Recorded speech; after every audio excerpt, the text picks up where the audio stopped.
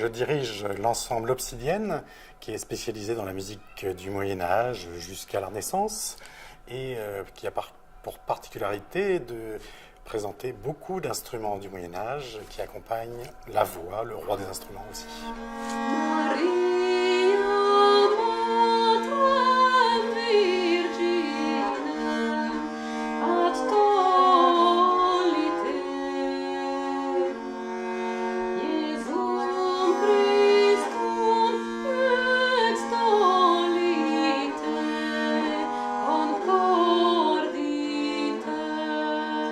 Là, on vient présenter justement tous ces instruments du Moyen-Âge au cours d'une conférence, avec des instruments à découvrir comme le krauth que j'ai ici, qui est un instrument gallois, mais qui vient du Moyen-Âge, avec ce mot rot qui est devenu le krauth, une petite harpe qui fait aussi vielle, donc un instrument extraordinaire. Mais vous avez aussi des citoles, des rebecques, des vihuelas, des harpes, des psalterions, plein d'autres instruments au nom magique.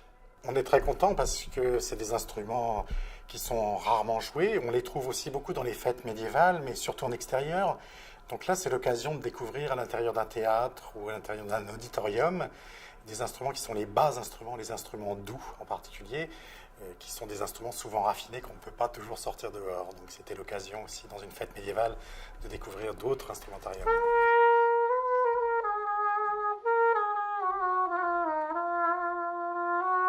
On fera les fameux Carmina Burana, qui sont des chansons du Moyen-Âge et qui sont des chansons qui vont de ce qu'on appelait le grand chant, le chant d'église, jusqu'aux chansons plus triviales qu'on appelait les pastourelles, les chansons légères, en particulier autour du vin.